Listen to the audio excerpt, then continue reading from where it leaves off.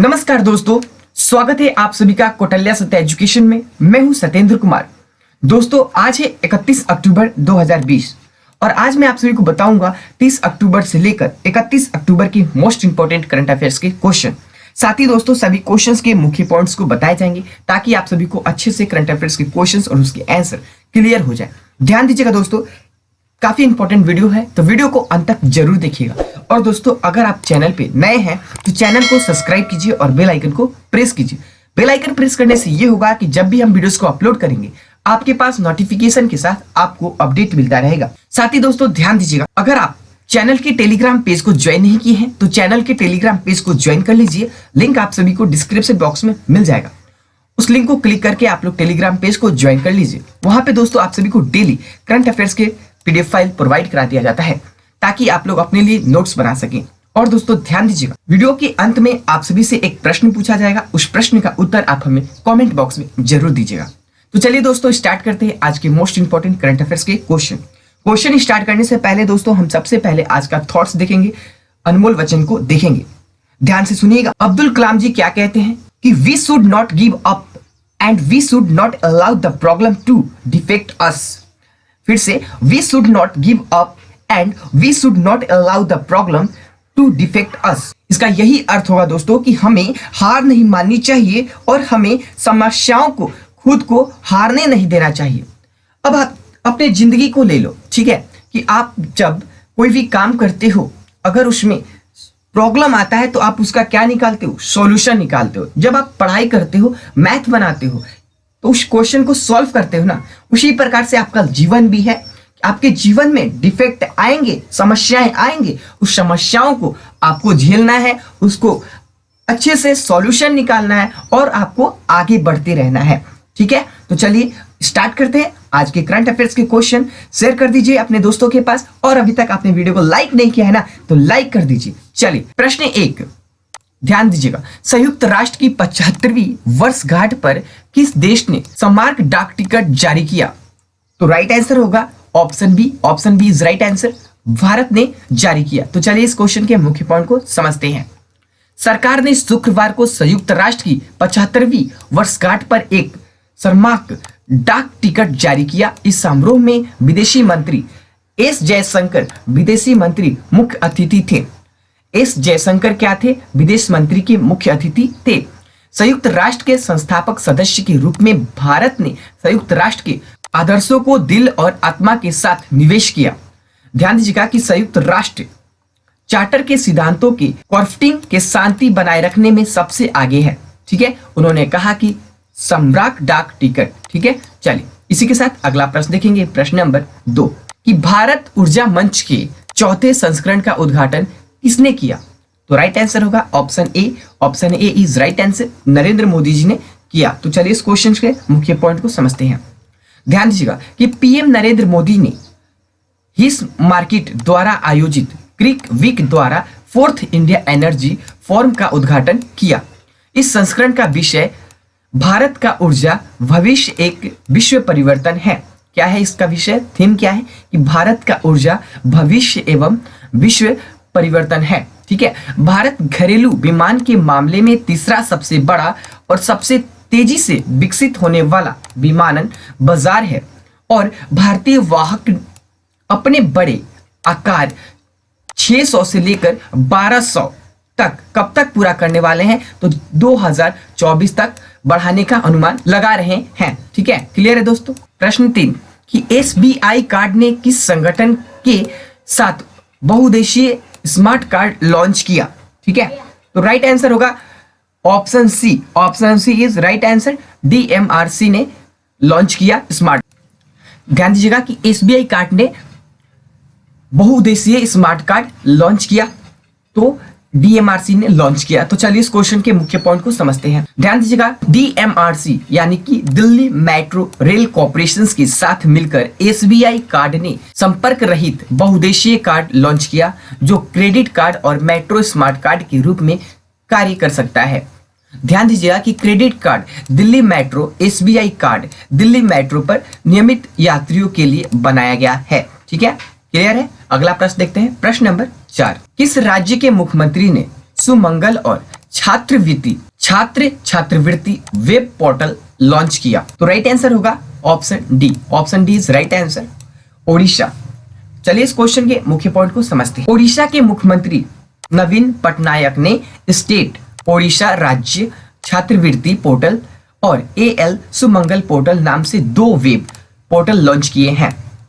अब यहाँ पे आपको क्लियर होना है कि ओडिशा के मुख्यमंत्री का नाम क्या है, तो नवीन पटनायक, ठीक है।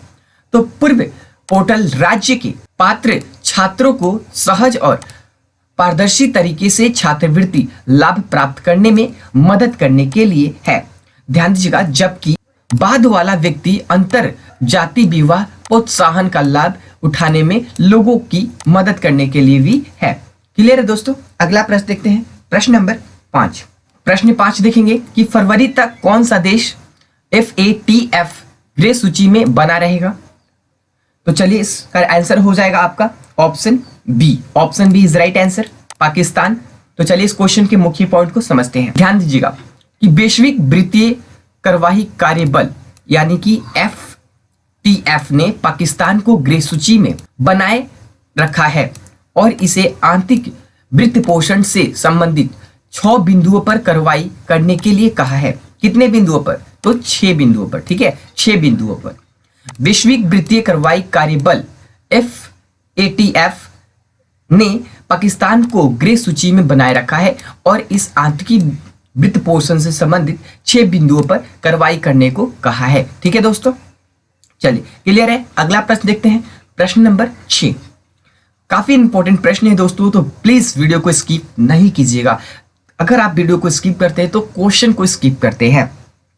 चलिए प्रश्न 6 देखते हैं कि किस राज्य के मुख्यमंत्री ने 50.47 लाख किसानों को 1115 करोड़ रुपए वितरित किए? तो राइट आंसर होगा दोस्तों option A. Option A is right answer, Andhra Pradesh. तो चलिए इस क्वेश्चन के मुख्य पॉइंट को समझते हैं। ध्यान दीजिएगा कि आंध्र प्रदेश सरकार ने रायतु भरो योजना के तहत 1115 करोड़ रुपए की दूसरी किस्त जारी की। कितनी किस्त जारी की? दूसरी किस्त, ठीक है, जारी की। यह फंड आंध्र प्रदेश के मुख्यमंत्री YS जगनमोहन रेड्डी द्वारा 28 अक्टूबर 2020 को जारी किया गया था। कब किया गया था? तो 28 अक्टूबर 2020 को जारी किया गया था। किसके द्वारा किया गया था? तो YS जगनमोहन रेड्डी के द्वारा किया गया था। YS जगनमोहन रेड्डी कौन है? तो मुख्यमंत्री हैं। कहाँ के हैं? तो आंध्र प्रदेश के हैं। क्लियर है। इस योजना के तहत जारी फंड से राज्य भर के 50 लाख किसानों को लाभ मिलेगा। कितने लाख किसानों को लाभ मिलेगा? तो 50 लाख किसानों को लाभ मिलेगा। चलिए इसी के साथ अगला प्रश्न देखते हैं, प्रश्न नंबर 7। अमेरिकी डाक सेवा ने किस देश के साथ सीमा शुल्क के इलेक्ट्रॉनिक आदान प्रदान के लिए समझौते पर हस्ताक्षर किए? ध्यान दीजिएगा। तो राइट आंसर होगा दोस्तों option A. Option A is right answer, Bharat. तो चलिए इस क्वेश्चन के मुख्य पॉइंट को समझते हैं। ध्यान दीजिएगा कि भारतीय डाक और अमेरिकी डाक सेवा ने डाक लदान से संबंधित सीमा शुल्क डेटा के इलेक्ट्रॉनिक विनिमय के लिए एक समझौता किया। एक समझौता किया, किसने किया? तो भारत ने किया। यह उनके भौतिक आगमन से पहले अंतर्राष्ट्रीय डाक वस्तुओं के इलेक्ट्रॉनिक डेटा को प्रसारित और प्राप्त करने में सक्षम होगा। ठीक है, क्लियर है। अगला प्रश्न देखते हैं, प्रश्न नंबर 8। NBCC ने राष्ट्रीय राजधानी में भूमि पार्सल के विकास के लिए किस संगठन के साथ समझौते ज्ञापन पर हस्ताक्षर किए? राइट आंसर होगा दोस्तों option B. Option B is right answer, DTC। तो चलिए इस क्वेश्चन के मुख्य पॉइंट को समझते हैं। ध्यान दीजिएगा कि राज्य के स्वामित्व वाली निर्माण फॉर्म NBCC लिमिटेड ने राष्ट्रीय राजधानी के विभिन्न भूमि पार्सल के विकास के लिए दिल्ली परिवहन निगम यानी कि DTC के साथ एक समझौते ज्ञापन पर हस्ताक्षर किए हैं। एक नियमांक फाइलिंग में आप सभी को बता दूं कि NBCC ने बताया कि कंपनी और DTC ने 27 अक्टूबर 2020 को दिल्ली में भूमि पार्सल के विकास के लिए समझौते ज्ञापन पर हस्ताक्षर किए। ध्यान दीजिएगा कि NBCC एक स्व राजस्व उत्पादन मॉडल पर भूमि पार्सल विकसित करने के लिए परियोजना प्रबंधन सलाहकार PMXL के रूप में काम करेगा। क्लियर है दोस्तों। अगला प्रश्न देखते हैं, प्रश्न नंबर 9।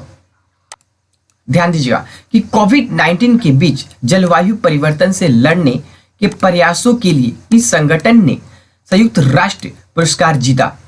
तो राइट आंसर होगा दोस्तों option A is right answer GHE। तो चलिए इस क्वेश्चन के मुख्य पॉइंट को समझते हैं। ध्यान दीजिएगा कि एक भारतीय संगठन जो सौर ऊर्जा का उपयोग करने के लिए पर्यटन और प्रौद्योगिकी लाभ उठाता है, उसने कोविड-19 महामारी के बीच जलवायु परिवर्तन से निपटने के प्रयासों के लिए एक प्रतिष्ठित संयुक्त राष्ट्र पुरस्कार जीता है। किसने जीता? तो GHE 2020 के UN global climate action award के विजेताओं में शामिल है। ठीक है, तो हम बात करेंगे कि GHE का फुल फॉर्म क्या होता है, पूर्ण रूप क्या होता है। तो आपको बता दूं कि ग्लोबल हिमालयन एक्सपेंडेंस। ठीक है, अब आपको ध्यान देना होगा कि जी समुदायों तक सौर ऊर्जा लाने के लिए पर्यटन और प्रौद्योगिकी का उपयोग करने वाला दुनिया का पहला संगठन है। दुनिया का पहला संगठन कौन है क्वेश्चन आएगा तो आपको क्या आंसर देना है? GHE। ठीक है, GHE का फुल फॉर्म क्या होता है, पूर्ण रूप क्या होता है, तो आपको बताना है कि ग्लोबल हिमालयन एक्सपेंडिशन। ठीक है, चलिए इसी के साथ अगला प्रश्न देखते हैं। प्रश्न नंबर 10 आज का ये अंतिम प्रश्न है। ध्यान दीजिएगा, नाइट ऑफ द रेस्टलेस सिप्रिटस नामक पुस्तक के लेखक कौन है? ध्यान दीजिएगा, तो राइट आंसर होगा दोस्तों option B is right answer, Sarpreet Singh. ठीक है, सरप्रीत सिंह राइट आंसर होगा। तो चलिए इस क्वेश्चन के मुख्य पॉइंट को समझते हैं। ध्यान दीजिएगा, इस सरप्रीत सिंह द्वारा लिखित knight of the restless spirit story of 1984 नामक पुस्तक है। 1984 नामक ये पुस्तक है। ठीक है, किसके द्वारा लिखी गई है? तो सरप्रीत सिंह द्वारा लिखी गई है।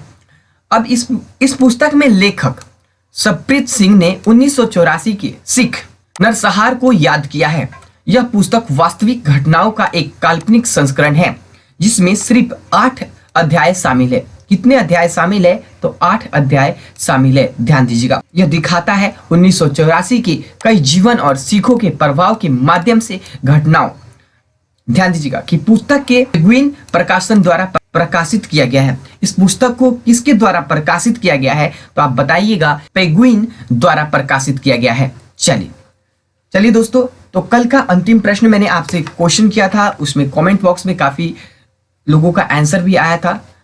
तो आप सभी को मैं बता दूं कि कल का क्वेश्चन था कि तीसरा भारत अमेरिका 2+2 मंत्री स्तरीय संवाद किस शहर में शुरू हुआ? तो इसका राइट आंसर होगा दोस्तों option C is right answer, New Delhi. तो चलिए आज का क्वेश्चन देखते हैं, क्वेश्चन ऑफ द डे। इस क्वेश्चन का आंसर आप सभी को कमेंट बॉक्स में देना है। ध्यान दीजिएगा कि सब्जियों का फर्श मूल्य निर्धारित करने वाला पहला राज्य कौन सा है? ठीक है, option A Karnataka, option B Odisha, option C Kerala, option D Assam.